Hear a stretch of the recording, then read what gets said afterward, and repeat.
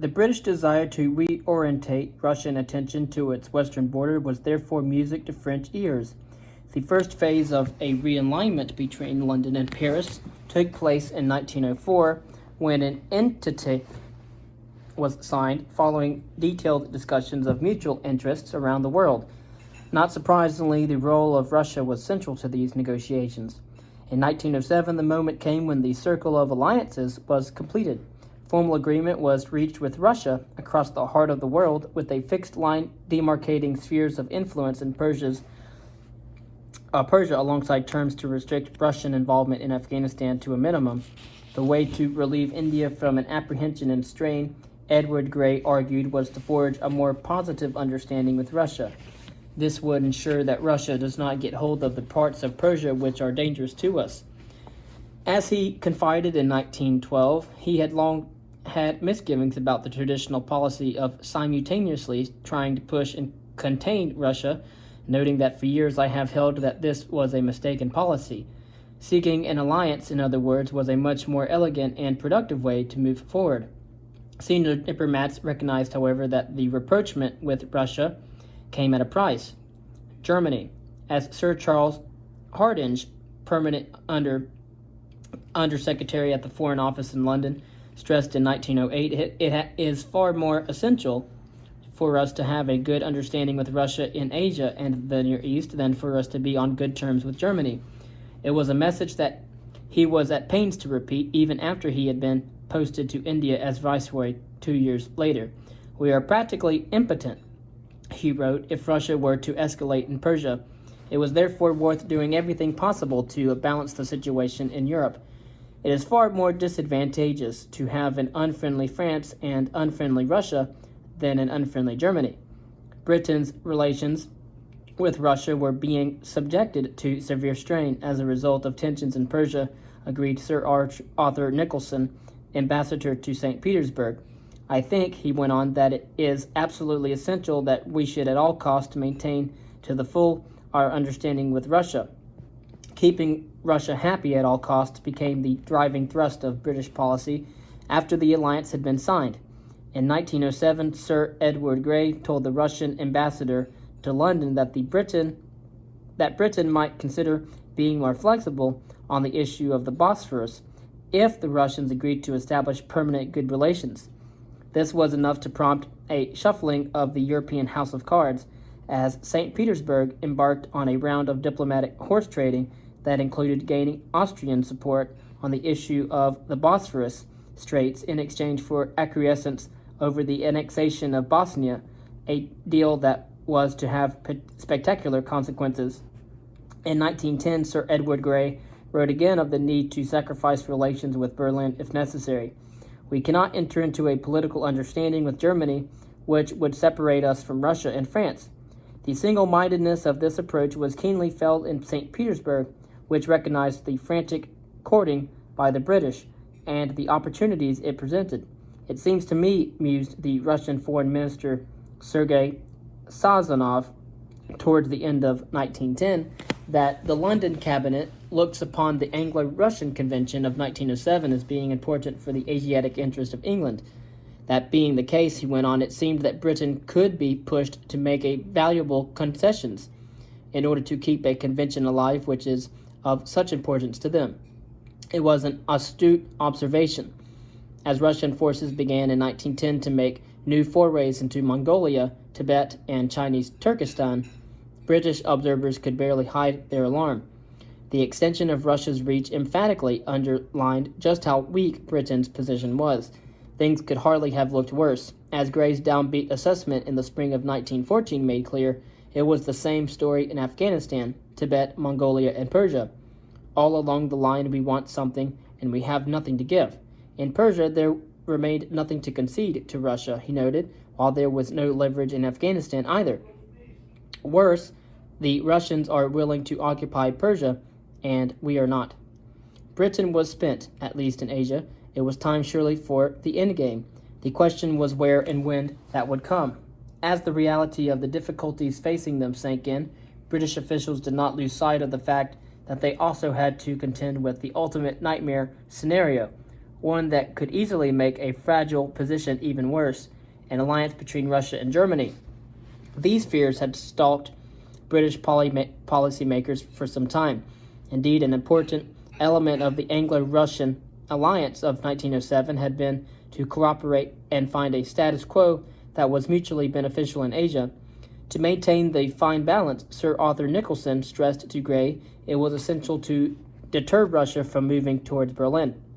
The sense of mounting panic was made worse by the continuing growth of German capabilities and ambitions. Berlin's buoyant economy and the rise in its military spending were sources of concern. Some senior figures in the British Foreign Office had no doubt at all that Germany's aim was to obtain the preponderance on the continent of Europe, and that this would lead to military confrontation.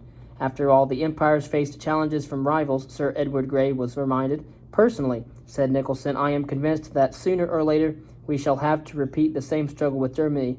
It was vital, therefore, to keep France and Russia happy. Germany's potential to destabilize a finely balanced equilibrium in Europe, and therefore beyond, meant that there was something of a perfect storm brewing. Fears that Russia should emerge on the side of the Central Powers alliance, that is, Germany, Austria-Hungary, and Italy.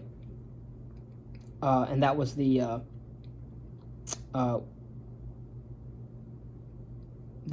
alliance, the Central Powers alliance. And the Central Power Alliance, Germany, Austria-Hungary, and Italy, became acute, dislodging relations between Britain, Russia, and France, and smashing the Triple Entente was perceived to be the overriding goal of Berlin. We are sincerely afraid, admitted Grey during a latter round of anxiety, of the possibility that Russia could be tempted to leave the Triple Entente. The fears were not without some basis.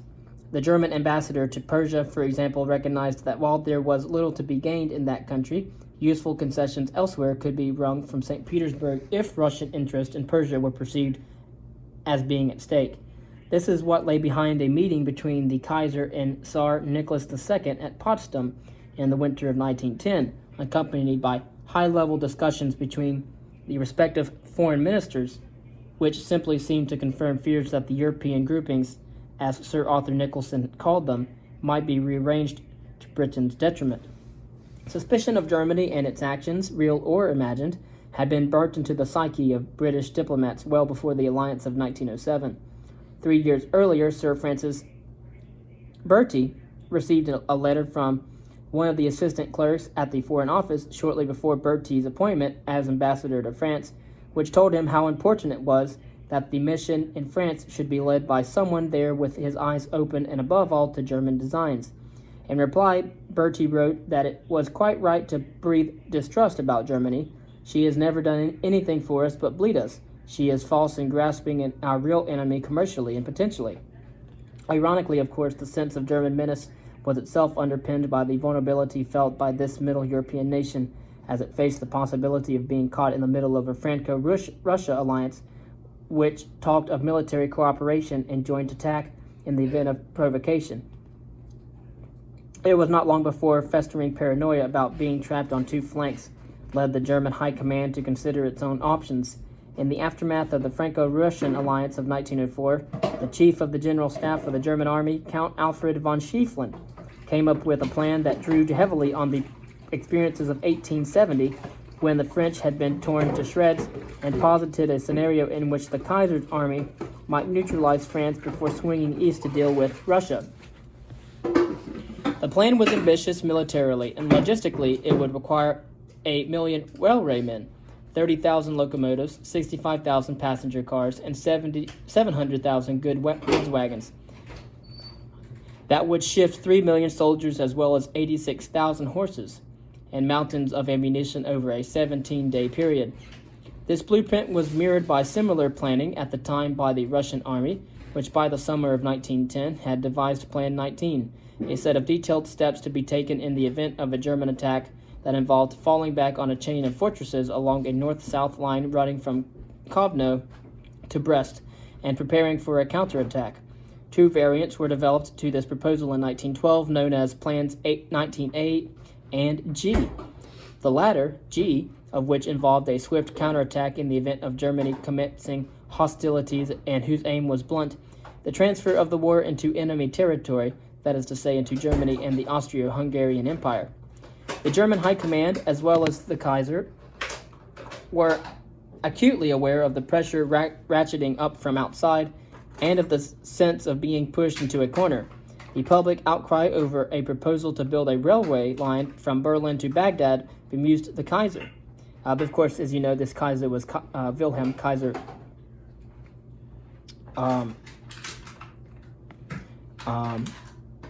Let's see. Surely he reasoned the laying down of track thousands of miles away would be an issue only if there were a war between his country, Wilhelm Kaiser von Bismarck, and England. And in the event that happened, he went on, it would be realistic to think that we would want our soldiers stationed so far away from home. Or there was the reaction to Germany's response to the deployment of French troops in Morocco in 1911, in contravention of a previous agreement between Berlin and Paris. On that occasion, the dispatch of a German cruiser, Panther, in an attempt to strong-arm the French into settlement, backfired badly. Not only was Germany given an embarrassing public lesson that its political reach was severely limited, but to make matters worse, Berlin saw a heavy fall in the stock market. In the wake of Morocco crisis in September of 1911, shares crashed by more than 30%, causing the Reichsbank to lose more than a fifth of its reserves in a single month. Even if this financial disaster was not engineered by the French, as many Germans believe, it was certainly true that the former had exploited the situation, withdrawing short-term funds in an act that undoubtedly played a role in creating a liquidity crisis. Considerable effort went into opening up new channels and building new connections and alliances.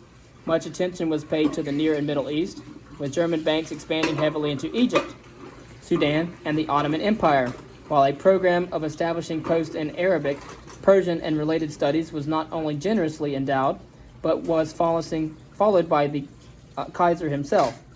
The increasing links between the Islamic and German-speaking worlds caught the imaginations of the young, as well as that of academics, soldiers, diplomats, and politicians. One young man in the early years of the 20th century wrote wistfully that when he looked out at the beautiful buildings of Vienna and at the Reichsstadt, the road surrounding the city, he could not help but experience a magical effect. Yet Adolf Hitler did not feel he was back in the Holy Roman Empire or in classical antiquity, just two obvious choices of a romanticized past. He felt as though he was in a scene from 1001 Nights. A dangerous siege mentality was building up in Germany alongside an acute sense that Berlin had powerful enemies and was at their mercy. Helmuth von Moltke, Schieffelin's successor as chief of the general staff, as well as another senior officer, became convinced that war was inevitable and that the sooner conflict became, the better. Postponing confrontation, he argued, would be to Germany's disadvantage. It was better to start a war and engage with the enemy, Moltke said in the spring of 1914, while we still stand a chance of victory. Why was there such hatred of us, wrote Robert Musil in Berlin in September of 1914. Where did the envy come from? That was no fault of our own. He was right to note the rising tension in Europe, which was being stoked in popular culture. Books about German spies and German plans to take over Europe became enormously popular. The Invasion of 1910, written by William Lequeux, sold more than 1 million copies and was translated into 27 languages. Then there was When Wilhelm Came, a story of London under the Hohenzollern by Saki, another bestseller that came out on the eve of the war, which sees the hero return from Asia to find Britain defeated and occupied by the Germans. It was almost a self-fulfilling prophecy, therefore, that the Germans should look to find ways to minimize risks or be able to counter them. It was entirely understandable, for example, that assurances and agreements should be sought from Russia, though this fact alone further alarmed Britain.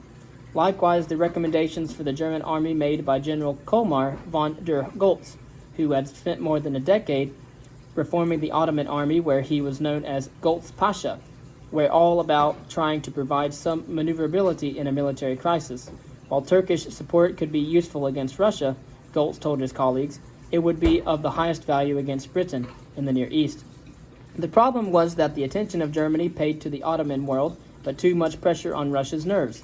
Officials in St. Petersburg were deeply sensitive about the Straits and edgy about the prospect of a new player muscling in on what they perceived to be their turf.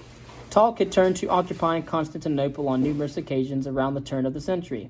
By the end of 1912, plans began to be developed to have Russian forces take control of the city. In theory, only on a temporary basis during a round of warfare in the Balkans. Nevertheless, the Russians were antagonized too by the apparent indifference of their allies, the British and the French, to the situation that saw increasing German control of Ottoman military, which included the secondment of a commanding officer to the Ottoman fleet. There was particular anguish about the imminent delivery to the Turks of 2 British-built dreadnoughts. These state-of-the-art battleships would give the Ottomans a decisive and calamitous advantage over Russian naval forces, wailed the Tsar's naval minister in 1914, and a result in a crushing near 6-fold superiority over the Russian Black Sea Fleet. The threat this posed was not just military but economic. More than a third of all Russian exports passed through the Dardanelles before the First World War, or as also known, of course at that time, it was called the Great War, including nearly 90% of cereals that were loaded at ports like Odessa in the Crimea. As such, pleas to London to block, suspend, or cancel the delivery of warships became an unhelpful trigger in a game of bluff and double bluff between the great powers on the eve of the war. Some were in no doubt about how high the stakes were. Our entire position in the Near East is at risk, the Russian ambassador to Constantinople told St. Petersburg. The unassailable right which we have acquired through centuries of immeasurable sacrifices and the shedding of Russian blood was in serious danger. In this context, Italy's attack on Libya in 1911 and the Balkan Wars of 1912 and 1913 that followed simply set off a chain reaction as the Ottoman Empire and its outlying provinces were picked off by opportunistic local and international rivals at moments of weakness. With the Ottoman regime teetering on the brink of collapse, ambitions and rivalries in Europe sharpened dramatically. For their part, the Germans began to think seriously about expanding into the East and establishing a protectorate to create a German Orient.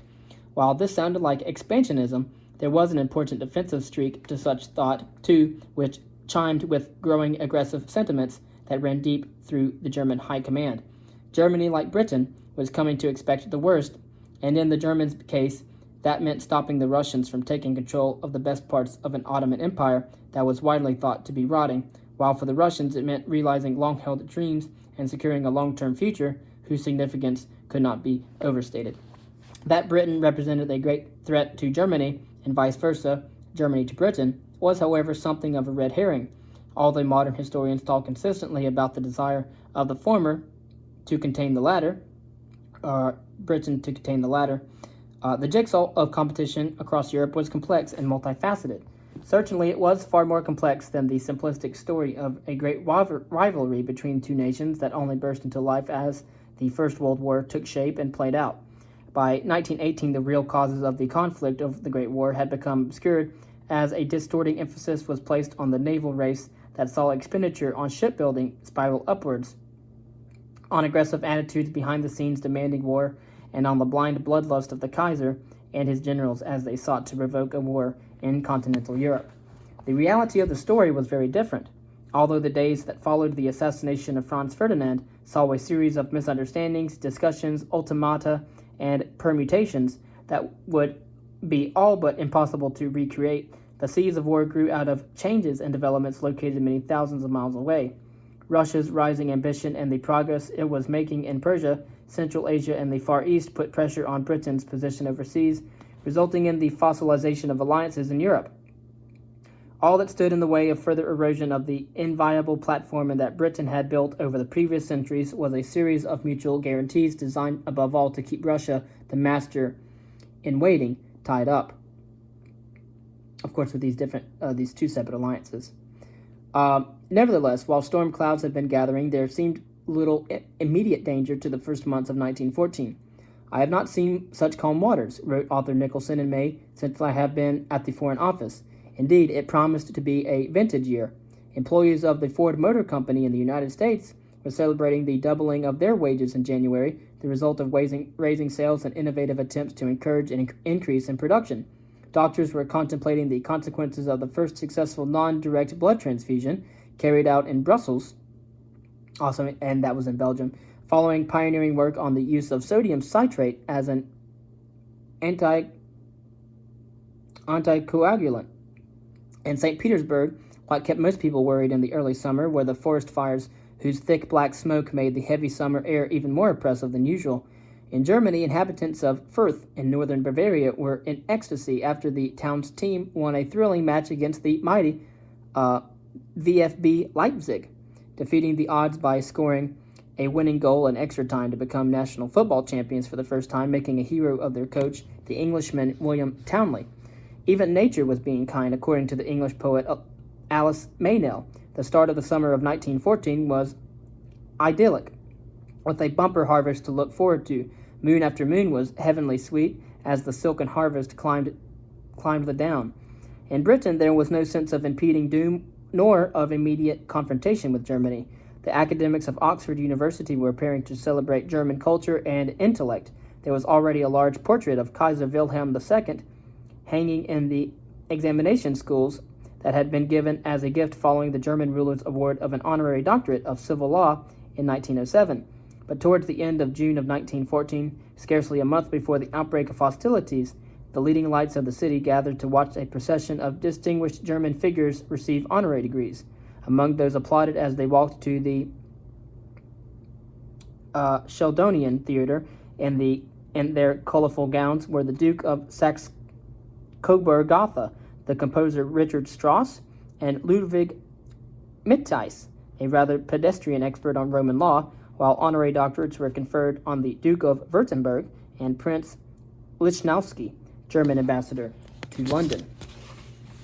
3 days later, Gavrilo Princip, a young idealist who was not yet 20, discharged 2 bullets from a pistol at a passing car on the street of Sarajevo.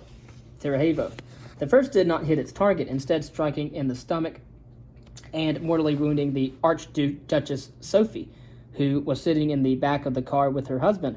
The second did. It killed Franz Ferdinand, heir to the throne of the Austro-Hungarian Empire, and with that, the world changed. And eventually the beginning of the Great War. Modern historians often focus on the July crisis of the weeks that followed and on the missed opportunities for peace, or on the way many had long feared and anticipated the outbreak of hostilities. Recent scholarship has emphasized, however, that the atmosphere as the world slipped towards war was one not of gung-ho bravado, but of anxiety and misunderstanding. It was a nightmare scenario. As one leading historian has so aptly put it, the protagonists of 1914 were sleepwalkers, watching but unseen, haunted by dreams yet blind to the reality of the horror they were about to unleash. By the time Sir Edward Grey realized that the lamps are going out all over Europe, it was already too late. In the days after the assassination, it was fear of Russia that led to war. In Germany's case, it was the widespread apprehension about its neighbor to the east that was critical. The Kaiser was repeatedly told by his generals that the threat posed by Russia would get stronger as its economy continued to surge forward. This was echoed in St. Petersburg, where senior officials had formed the view that war was inevitable and that it was better for military confrontation to begin sooner rather than later. The French, too, were anxious, having concluded long before that the best course they should take was to urge constant and consistent moderation in St. Petersburg as well as in London. They would support Russia, come what may. In Britain's case, it was the fear of what would happen if Russia cast its lot elsewhere that drove policy. As it was, by the start of 1914, there was already talk at the Foreign Office of realigning Britain with Germany in order to bring Russia in check. With standoff turning into crisis, diplomats, generals, and politicians now tried to work out what would happen next. By the end of July, the diplomat George Clerk was writing anxiously from Constantinople to advise that Britain needed to do whatever was necessary to accommodate Russia.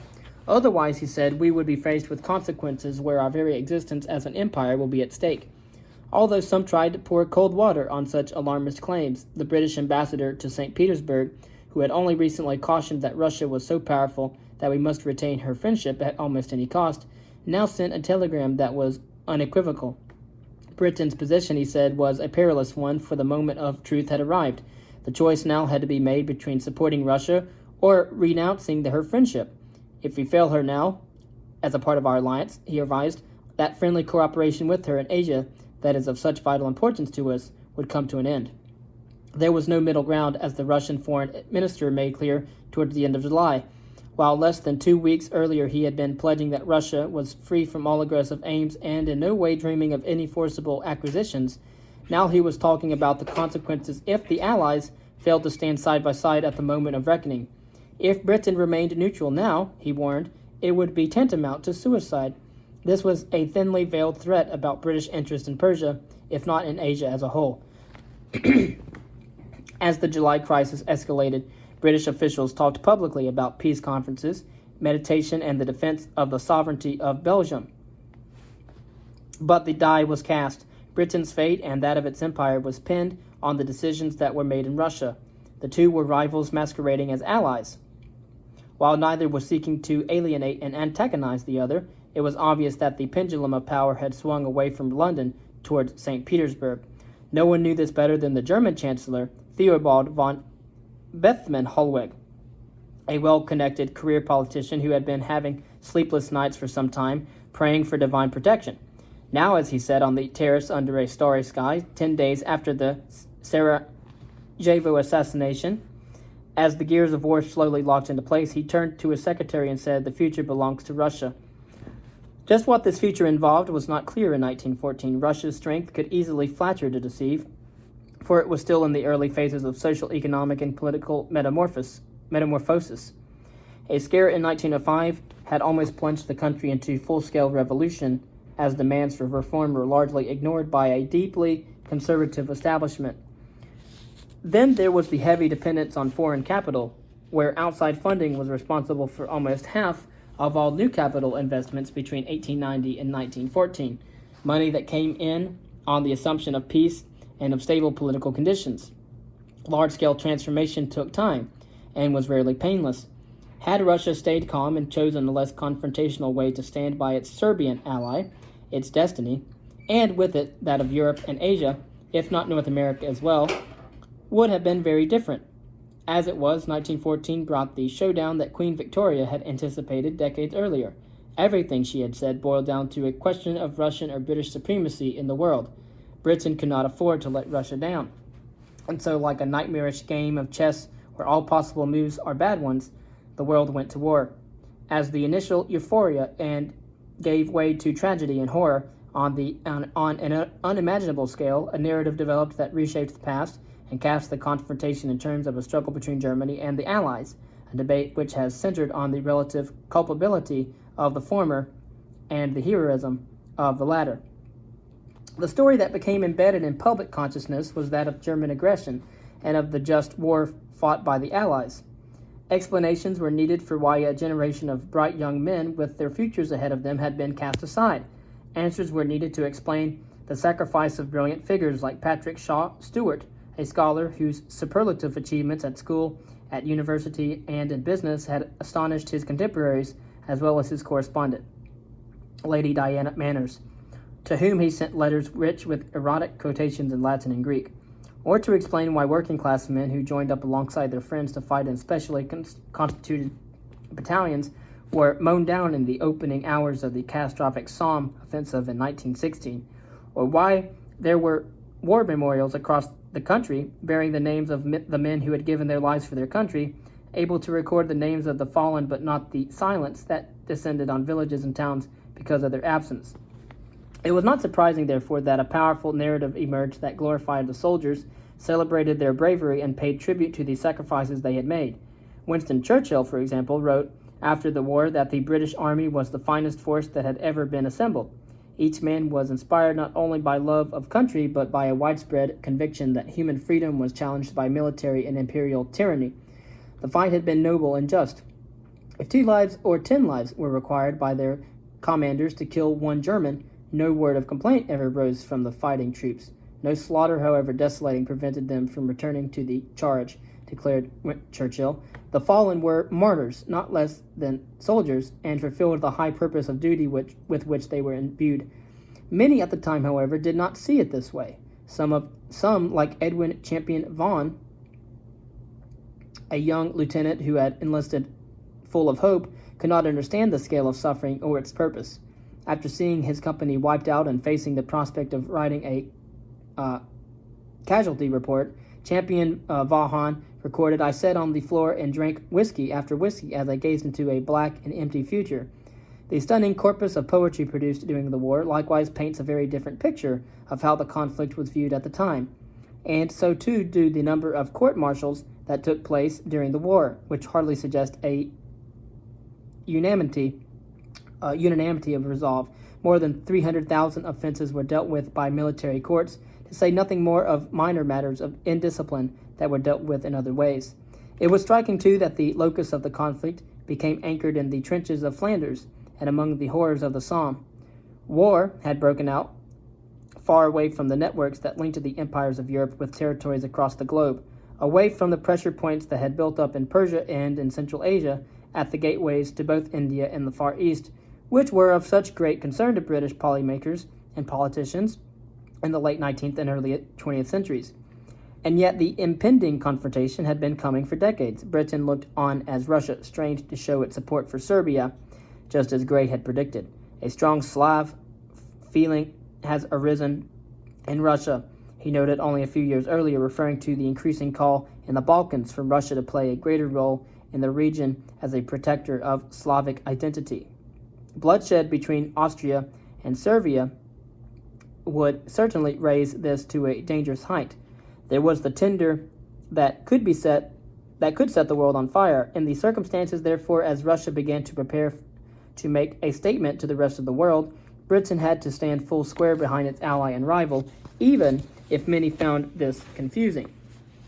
And of course, obviously, this is because of the two alliances that were made.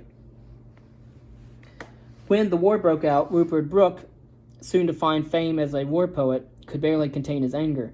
"Everything's just the wrong way around," he wrote. "I want Germany to smash Russia to fragments and then France to break Germany. Russia means the end of Europe and of any decency." He had no doubts who Britain's real enemy was. Conversely, the start of hostilities in turn meant sharpening animosities towards Germany, not only in 1914, but in the way that the war unfolded and when peace was settled, for it grew some years later. "The colleges of Oxford looked down on careless boys at play," wrote one war poet, "but when the bugles sounded war, they put their games away." The shaven lawns of the university were given up in exchange for a bloody sod. They gave their merry youth away for country and for God. The celebration of British ties with Germany and the honorary degrees given to its most famous sons quickly became a bitter memory that was best forgotten. It was not surprising, however, when that blame for the war should be affixed squarely on Germany, both in principle and in fact. Enshrined in the Treaty of Versailles was a clause that was categorical in assigning blame for the war.